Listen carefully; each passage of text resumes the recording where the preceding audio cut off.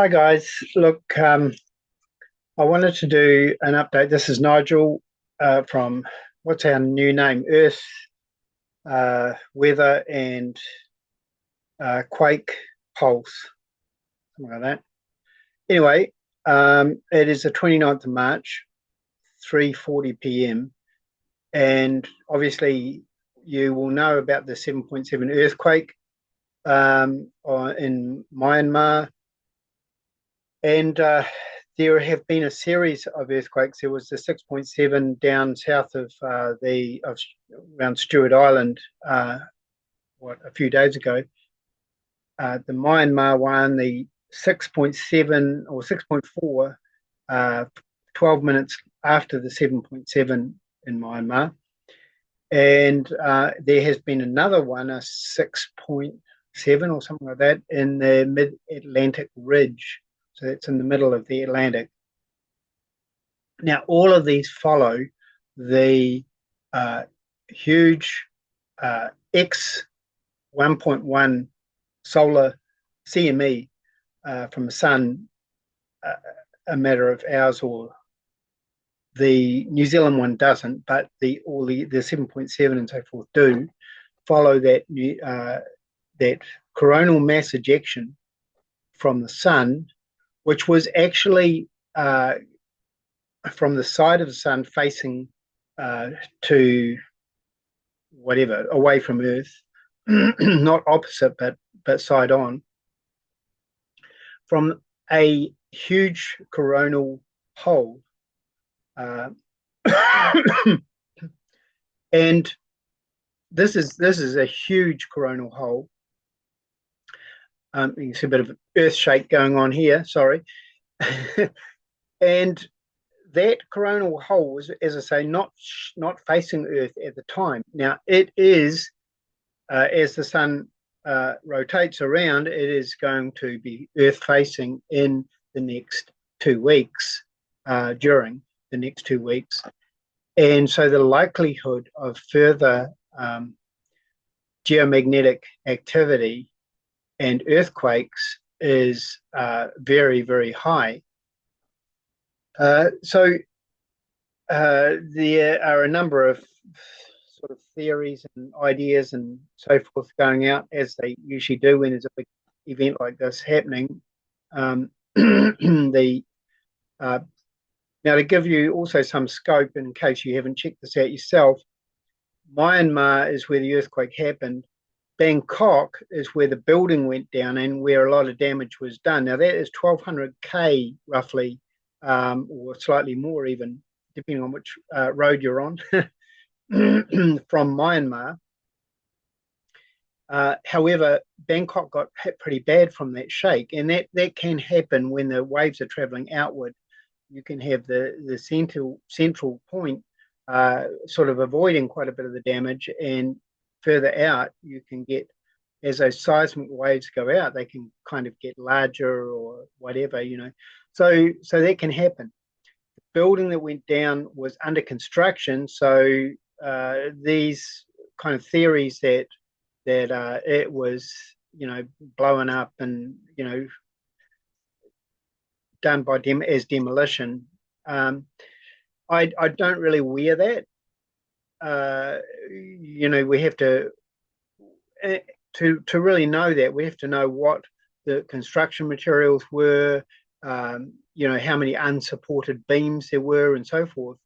And so that's kind of an unknown. There's about anywhere estimates in the media between 45 and 43, I think it is, and 110 people missing in that building alone. Now, in the greater region, because this earthquake affected the Bangkok area, the India, China, and Thailand. And even I think Bangladesh is pretty close in there. So I don't know what. So it's going to take quite a bit of time to see what the extent of the damage is. And I'm sure you've seen some of the videos floating around now of roads opened up and some of the damage that's been done. Several buildings gone down in the Myanmar city. Is very, very near the, forget what the name of it was, near the epicenter of the 7.7. So that all said and done, and as I say, the likelihood of more activity coming up,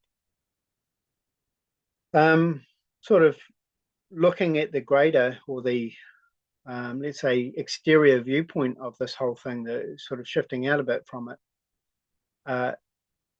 One, one theory on this is, now I changed the name of the group, by the way, because I wanted to move away from this idea that the group is only talking about weather modification and geoengineering, because it absolutely not, and it never was intended to be that. It was intended to cover that subject, but also to cover just the effects that are going on Earth on a weather-related and earthquake-related topic, if you like. So hence I changed the name of the group to kind of just deactivate that idea that it was just weather modification, just man-made, that we're looking at. And certainly the sun is a big factor in all of this, and the magnetosphere. Now, going on from that, we have this whole magnetic pole flip, which is due anytime from now right through to 2040, and very likely could be sooner rather than later. Now, the signs of that polar flip going off are increasing, and I'll go over this in a bit more detail. The trying to fit all these, because there's so much to talk about, so many subjects. I'm buzzing with all the stuff that's going on. But when it comes to the polar flip, this polar flip, for those who don't know, happens every few thousand years, and there is a lot of argument about how often it happens. And the one that I maintain, and a number of other people have mentioned the same figure that I respect, and that is that it happens every 3,600 years, roughly. Right? Now, there are other people who will say 6,000, every 6,000 years. Other people will say every 12,000 years. Now, the reason that difference might be there is because when you look geologically at the Earth and records geologically of what has happened in the past, some of these polar flips may not show up that much. They may be sort of less serious, and there is a cyclical aspect to the pole flip events. In other words, some of them can be serious, some of them could be not so serious, and it depends upon a lot of factors, I guess, at the time as to how it all plays out, and that includes how it will pan out in this next round. In other words, it could be like let's say a dinosaur devastating event, dinosaur extinction level event, and it could be that for us, or maybe not. Now, what happens during a magnetic pole flip is the poles shift, and they have been shifting for years. But anyone who's held a couple of magnets in their hand knows that there's a certain point where you can turn them, and then they snap into place. And I don't see any difference that there would be with a small magnet or a very large magnet on that same phenomena, right? In other words, up to a point, you're going to get this shift, and it's going to create a lot more pull and gravitational shift and so forth. But there's going to be a certain point where they just where it snaps into place. And that point there is where these extinction level events can occur. Now, that can involve tsunamis and, basically anything and everything that you could imagine on a horror, action movie. But in real life, And it's anybody's guess because at that moment in time, communications will be out across the planet, and uh, it's once the dust settles, we'll see how many people survived and how many didn't, and there's likely to be a lot that didn't. Now, on that, so I'm trying to hinge all of this together, like hook it all together, so you can see where I'm coming from and what I'm thinking on this. And that is, we go, okay, so let's go to the Deagle website reports that have now been taken off the Deagle website. Now, if anyone does not know, Deagle is a well-known website, and it's spelled Deagel, I think it is, Deagle.com. And it is a military arms industrial website, essentially. And it has facts and figures. And up until a couple of years ago, they had a page which showed the population figures of every country in the world, and it showed them, comparing them with, I think it was 2017, and then 2020, and then 2025, I think, with the dates. I've got actual record. I've got it on my computer, and I have found a link of a page that actually still has most of the records on there. But the point being is that it shows the population lowered significantly in 2025. In other words, for example, New Zealand, which was supposed to be, which was 4 million in the first reading, which was, I don't remember what that first date was. Some of you might know it. Anyway, 2017, or was it earlier? Anyway, in 2025, the population was down, I think, to 3 million, something or other. 3 million, yeah, something like that. So there's a huge drop in population, and the same with some of the other countries. Now, why would they say that? Why would they say that? Well, people have hypothesized all over the place about this, theorized about this. And, people would say, well, pandemic, and so on. And that could be a factor that they, because biological warfare is a real form of warfare. In fact, in Ukraine, they were doing chemical warfare. The Ukrainians were. The Russians were documenting that. Russians have not used chemical warfare. They were using thermobaric weapons, which is pretty horrible in itself, because they deprive oxygen in the area and create a vacuum. Anyway, I'm getting off the subject again. Try to keep on the subject. So we have this Deagle site where the populations are a lot lower.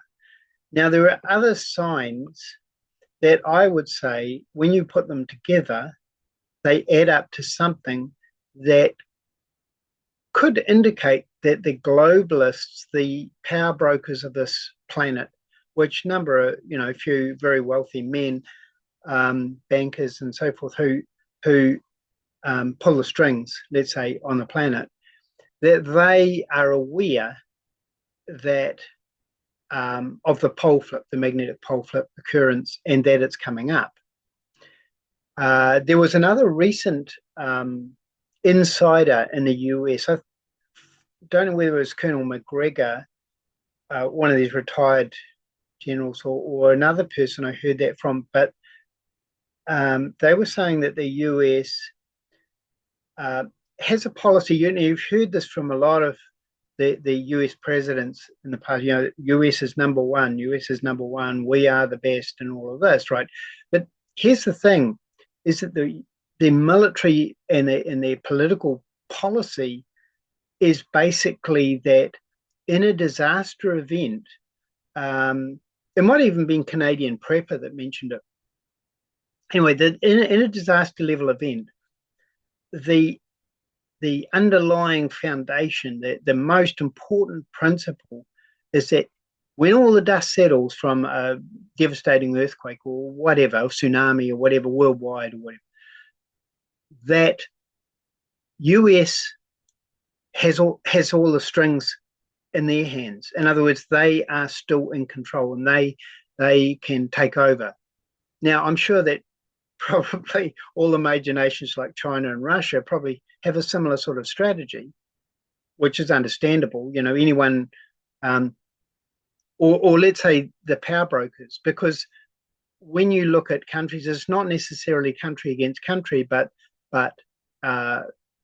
cartels against cartels. You know, and when we look at politics, it's more a mafia type operation anyway. The US cartel, the Russian cartel, the China cartel. Now we're talking. You see, that's more of what it's like. The Japanese mafia. So it's whoever those people are, and they have this policy of, well, we've got to hold all the strings when the dust settles at the end of a disaster. Now, if they know that, then they are going to be working strategically toward securing their position. Now, recently, we had this situation of where when Donald Trump came into office, he went to NATO and he said, you guys need to start spending a lot more on your military, right? You need to start spending a lot more on your military because we're not going to spend it on.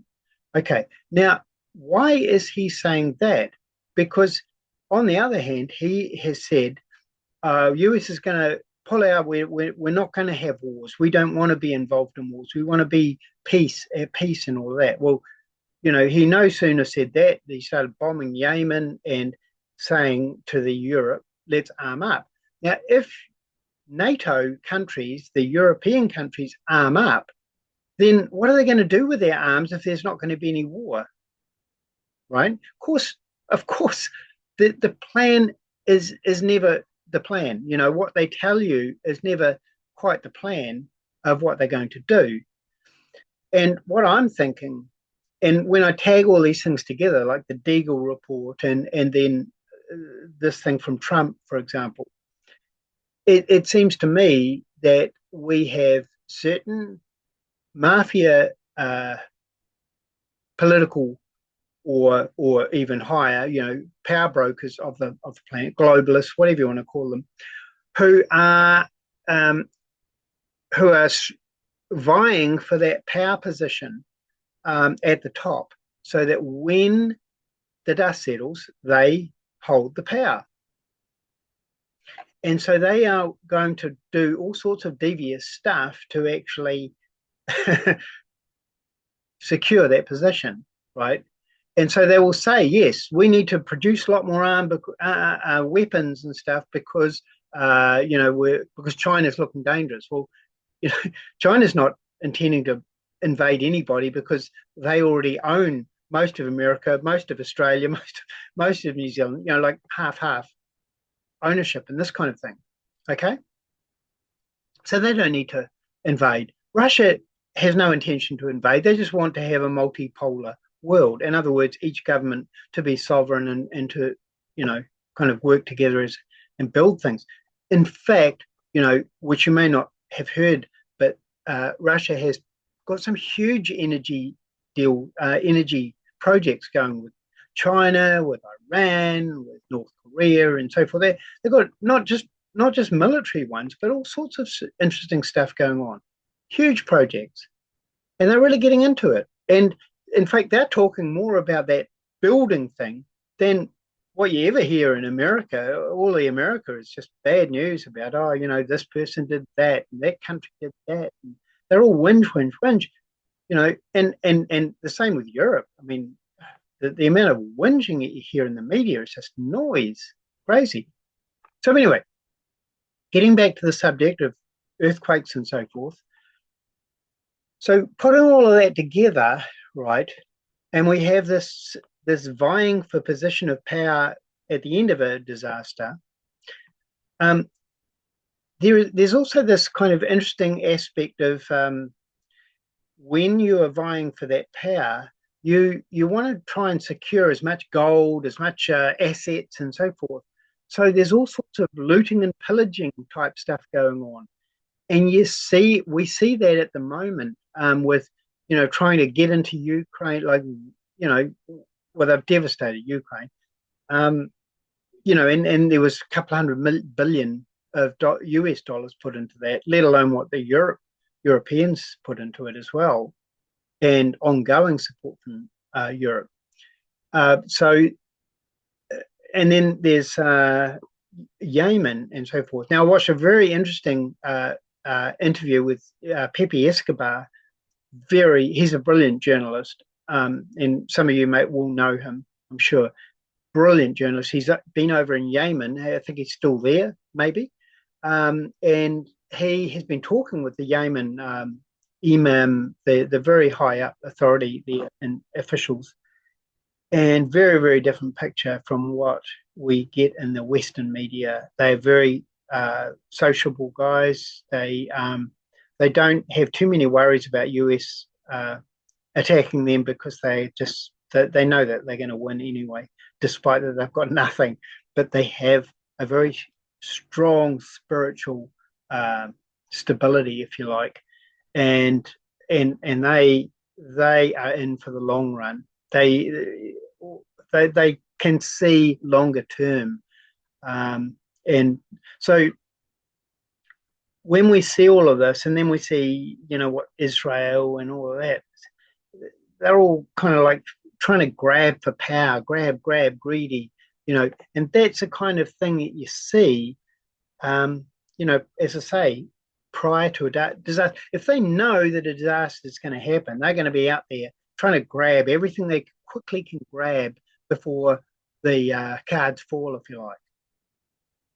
And that's what I feel is happening when I put all of those indicators together. And then there's a lot of earthquake stuff going on and so forth, a lot of volcanic stuff going on. There's Santorini and near Greece, island off Greece, that has had a whole lot of activity going on there. There's another one, Mount Etna in Italy. There's the Kalaua volcano in Hawaii going off. There's the Greenland volcano going off. There's a lot of stuff going on. Now, true, years ago we didn't hear all of this stuff, so we didn't have all the media reporting on all this stuff. But yeah, there's a lot going on. So that's my kind of take on it. Is I'm kind of picking that possibly they know something that we don't, and that this pole flip event might be sooner than we imagine.